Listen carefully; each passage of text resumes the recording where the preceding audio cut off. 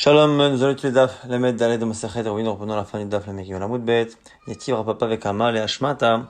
Rapapa a enseigné l'enseignement précédent qu'on a vu au nom de Rabbi Yirmiyah pour expliquer pourquoi quand le hérouv était dans un panier, pourquoi on pouvait le mettre même au-dessus de dit Fahim, alors qu'a priori c'est un autre domaine que l'endroit où la personne est connaît Shvita. On avait dit c'est parce qu'il peut pencher le panier, et en le penchant de cette manière, eh bien, ça le fait passer dans un domaine qui n'est pas vraiment le domaine privé et qui n'est pas non plus le domaine public, et donc du coup, c'est à ce moment-là autorisé. Attire Rav avec Amal Hashmata lorsque Rav Papa enseigne cela, et Tivé Rav, Bar Sheva la Rav Papa, et Rav Sheva, le fils de Sheva qui a objecté. Ketsad on parle justement de Yom Tov, qui tombe la veille de Shabbat, et on veut faire justement érouver Trumin. Alors on dit quoi? Molicho barishon, marché chalav, et notre lo balo basheni, ou marché chalav. On voit ici que la veille de Yom Tov, il faut placer le hérouv. Après, il faut l'enlever et le déplacer le deuxième jour, donc la veille de Shabbat, pour et faire rentrer Shabbat à ce moment-là, ochlo, et éventuellement s'il veut, il peut y manger, ou balo, après il peut rentrer chez lui. On voit en tout cas que il doit déplacer le hérouv pendant Yom Tov, avant justement que rentre Shabbat. L'agma c'est ton neima kevad iba yamtuye matsim tele. À partir du moment où on est Yom Tov et qu'il peut le déplacer finalement, on devrait considérer que c'est comme s'il l'avait fait. Afalgav de l'amteye kemadam teyedam, on devrait dire que même s'il n'a pas déplacé, c'est comme déplacé. Comme on a vu ici pour le panier qui est debout, on dit comme on pourrait l'allonger et le faire passer en dessous de dit fachim, eh bien c'est comme si ça l'était déjà en dessous de dit fachim, mais donc du coup c'est hu bemakom echad. Amar Abizara Bizara nous dit non, mais là-bas, c'est une Xera. Xera Mishum Yom Tov Shechal Liot Achar Shabbat. On a peur que la personne, du coup, autorise même un cas où il y a Yom Tov qui tombe après cette fois Shabbat. Et donc là, on a un problème que pendant Shabbat, on ne pourra pas le déplacer. Donc c'est pour ça qu'on a interdit même quand on a Shabbat qui tombe après Yom Tov. On continue d'objecter Tivin Kavani Jbol Beshuta Rabbi Menyach Revo Bakotel, celui qui est à la Kavana de connaître Vida dans le domaine public. Menyach Revo Bakotel, et il pose le hérouv sur un mur. Les matins, masarat fachim, hérouv, les malas, masarat fachim, un hérouv en dessous du fachim, c'est bon, au-dessus, c'est pas bon. Nitkaven, ishbot, berosh shovar, celui qui veut et connaît shvita, en haut, dans les nids que l'on met pour les, pigeons, dans les pigeonniers. Au berosh migdal, au-dessus d'un migdal, un endroit dans lequel une sorte d'armoire, eh bien, les malas, masarat fachim, hérouv, et les matins, Masarat Fahim, et le cette fois-là, on dit l'inverse. Si c'est au-dessus du Fahim, c'est bon, parce que c'est dans le même endroit. En dessous, ce n'est pas bon. L'agma dit c'est pareil. Amai, Achinami, Oil Beacholim Toto. La vie, les Tochasara, on n'a qu'à dire aussi pareil, que comme on peut le baisser, même si on l'a mis au-dessus du Fahim, et que lui, il est au niveau du sol, et bien on n'a qu'à dire que l'on peut baisser et pencher l'objet sur lequel est posé le hérouv qui est au-dessus du Fahim, le pencher et l'amener en dessous de 10. Amarabi Amia, Achav Migdal, Mesuma, Askinan. On va dire non, on parle ici d'un migdal, d'une armoire par exemple, qui est attaché au mur, qui est fixé à un mur qu'on ne peut pas pencher.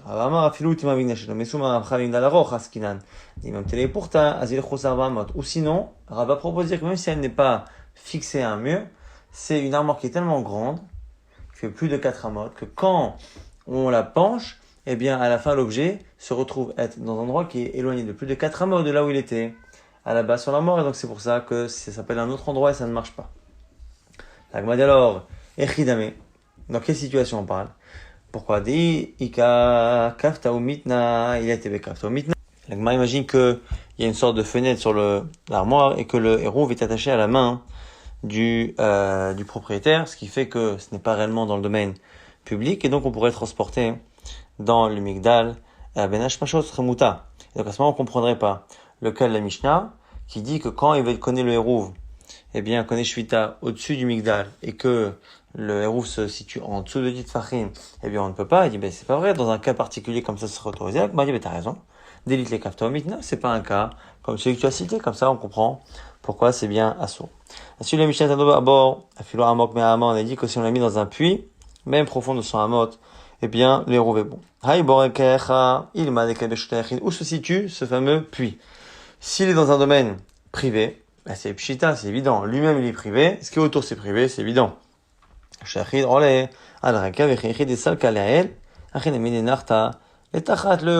Le Reshut Yachid monte jusqu'en haut, et évidemment il descend jusqu'au fond. Et là, Dekaï Beshut Rabim, on parle alors du coup, pour que ce soit un chidouche, que on est dans le domaine public. Maintenant, où veut-il faire il connaît Shvita.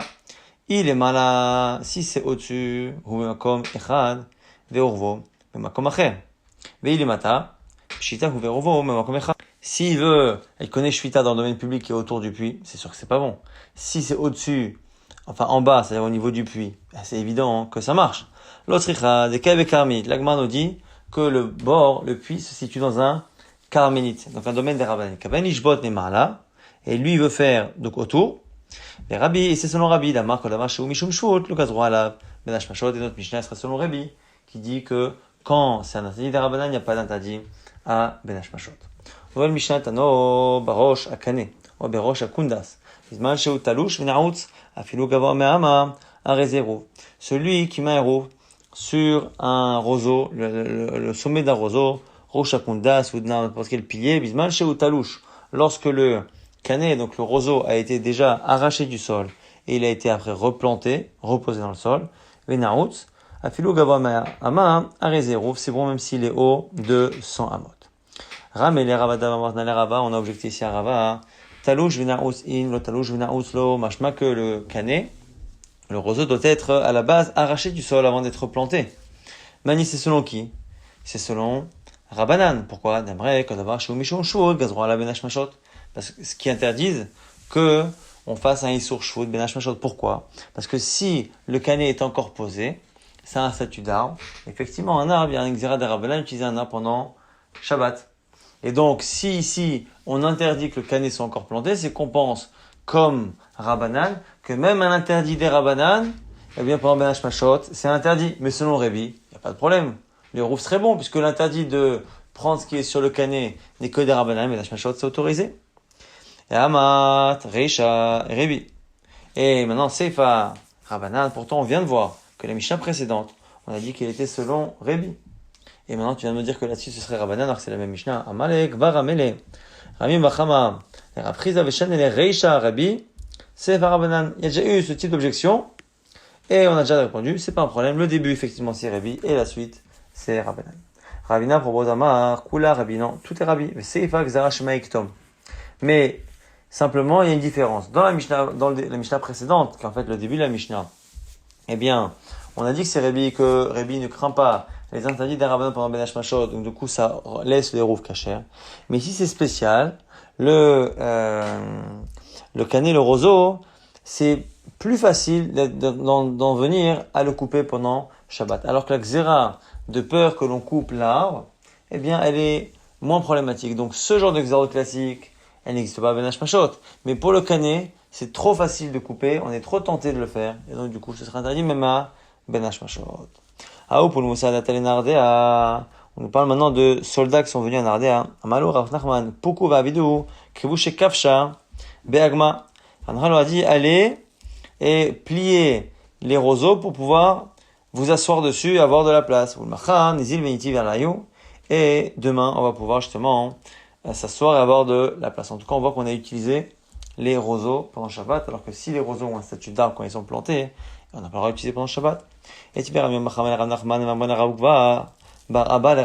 a deux personnes qui ont objection, c'est pas qui l'a dit, deux versions de qui a objecté.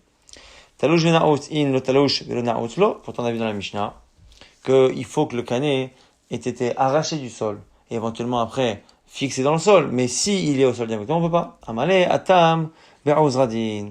On dit, il y a une différence, que parfois on parle des roseaux qui sont durs et d'autres qui ne le sont pas. Le roseau qui est dur, c'est comme un arbre, on ne peut pas l'utiliser pendant Shabbat. Là où Rav Nachman a autorisé, c'était parce qu'ils étaient encore tendres et ça a plutôt un statut de végétaux classiques assez souple. Maintenant, comment on sait qu'on fait la distinction entre des roseaux qui ont durci, d'autres qui ne l'ont pas, et qui n'ont pas durci? Des Tanya, c'est marqué dans le Braïta. Akanin, ve'atadin, ve'hegin, min ilanhen, ve'narkilaim bekerem. On cite comme ça des espèces végétales. Parmi celles-ci, les canines. Et on dit que ils ont un statut d'arbre, et il n'y a pas de Issour Kilaim. Et donc, du coup, si c'est mélangé avec des espèces végétales, il n'y a pas de mélange avec la vigne ou avec du blé, ça n'a pas un statut de végétal, c'est un arbre. Mais Tanya Braïta dit que Kanim, Vakidan, Baor Badin, Minirak Hen, Ven Kilei Bekrem. Quand on fait la liste là-bas des végétaux, des légumes, on cite parmi celles-ci, eh bien, Kanim. Et donc, du coup, comme on a cité Kanim, c'est dans les végétaux, il y a une contradiction. Donc, Haché Adade. Et là quoi? Shma Mina, Kan Beozradin, Kan Veshenanzani. Tu vois bien déjà que là-bas, pour expliquer les braïtot, on est obligé de distinguer les Kanim en fonction de leur maturité. À un moment donné, quand ça durcit, c'est un arbre. Avant, c'est un végétal. Shma Mina, ça confirme cette idée-là. Donc, on retrouve la distinction pour les Chot Kilaim. Et on retrouve cette distinction également par rapport à l'autorisation d'utiliser les Kanim qui sont plantés pendant Shabbat ou pas. Maintenant, on a cité là-bas Kida. Parmi les espèces végétales qui sont considérées comme étant un légume, on a cité Kida. Et donc ce Kida qui est une sorte de cannelle, on dit mais comment on peut dire que c'est Yarak? Adnani Mishnah qui dit En markebin pegam al-gabe Kida levana. Pegam qui lui pour le coup est une espèce végétale, une sorte d'herbe qu'on utilise pour comme épice. Al-gabe Kida levana. Faut pas sur Kida levana, mais pne chez ou Yarak Beilan, parce que c'est comme si on mélangeait un Yarak, qui est le pegam, avec un Ilan, donc on considère ici que Kida, c'est plutôt un arbre, la Marafapa, Kida l'Echoud, Kida Levana, l'Echoud, tu peux pas comparer Kida et Kida Levana. Kida Levana, c'est un arbre, Kida, c'est un végétal. Nouvelle Mishnah, un Nobel Migdal, Abad Maftar, celui qui a mis le Hérouv dans le Migdal, une sorte donc de grande armoire, qui était fermée à clé et dont on a perdu la clé. Arrête Hérouv, Rabbi Eliezer Omer, et no Hérouv, chez Maftar, Bem Komo, et no Hérouv. Il dit non. Rabbi Eliezer dit si la clé n'est pas accessible, c'est-à-dire qu'on peut pas accéder au Hérouv, et donc, c'est pas un Hérouv qui est caché. Alors, selon Chachamim, oui. Comment est-ce possible que pour Rabbanan ça marche, alors qu'il n'est pas dans le même endroit que le Hérouv? Première solution de Rav Shmuel, on parle d'un migdal qui est fait avec des briques qui ne sont pas cimentées les unes aux autres. Et c'est selon Rabbi Meiri d'Amar, pour Chet Echat Chila Benotel, qu'on est ici pendant Yom Tov, et pendant Yom Tov, on a le droit d'enlever des briques qui sont posées les unes sur les autres pour faire un keli, c'est autorisé, parce que c'est pas cimenté, on est pendant Yom Tov. Titnan, Baïch Mila Operot, Satum, Veniftach, Notel Mimakom Shapetach, Rabbi Omer, pour Notel Echat Chila. On a justement une construction ici, qu'on a remplie de fruits, et elle est fermée. Si, selon Chachamim, s'il y a une partie du mur qui est enlevée, on peut enlever à partir de l'endroit qui s'est troué. Alors selon Rabbi Meir, il n'y a aucun problème, les khatrila, tu peux complètement démonter, puisque encore une fois, ça n'est pas cimenté. Yamar Nachman, Barada Amar Shmuel, pour ton objet, Vavira Delivne. Donc cette objection, c'est parce que là-bas on a expliqué qu'il faut absolument qu'il n'y ait pas de ciment. Là, m'a dit alors quoi? Chez nous aussi, Achanami. Bavira Delivne, on parle de l'événim de briques qui ne sont espacées qu'avec de l'air entre elles, donc il n'y a pas de titre. Amar Abizera Yom Tov Amrou le Shabbat, et pourtant Abizera a dit que cette halakha qu'on a citée n'est que pendant Yom Tov. Là, m'a dit alors, chez nous aussi, Achanami, Yom Tov. Il va dire, si c'est cela, Yachi, Ayou de Kataner Allah, Rabbi Eliezer Omer, pourtant dans une braïta, c'est marqué, on Rabbi Eliezer. Im Bayara Bad Rouva Erouv, Im Basada Bad Rouva Erouv. C'est marqué là-bas au nom de Rabbi Eliezer, qu'on fait une distinction. Si les clés qui ont été perdues, si on parle d'un endroit où le Migdal se trouve bassadé dans les champs, ou en ville. En ville, ça va. Dans les champs, ça ne marche pas. Vibi Yom Tov, Mali, Ayer, Mali, Sadeh. Et pourtant, si on est pendant Yom Tov, on n'a aucune autre distinction. La distinction entre le champ et la ville, c'est si on retrouve la clé, est-ce qu'on peut la transporter ou pas? Si on est dans les champs et qu'on n'a pas la clé sur place, même si on la retrouve dans Shabbat, ça servira à rien parce que on pourra pas la déplacer. Alors que dans la ville, oui. Donc forcément, de cette distinction de Rabbi Eliezer, c'est-à-dire que la Mishnah parle pendant Shabbat, si elle parle pendant Shabbat, on ne peut pas dire que ici, la raison pour laquelle on peut utiliser le rouf, c'est parce qu'on est selon Rabbi Meir qui pendant le temps autorise de démonter un migdal qui est fait de briques qui ne sont pas cimentées. Donc c'est un problème. Là, on m'a dit alors il faut corriger, rajouter des mots dans la Mishnah. Et on va ici corriger la Mishnah pour justement inclure le fait qu'on parle à la fois de Shabbat à un moment donné et à la fois de Yom Tov pour justement être Meyachev ce pshat là.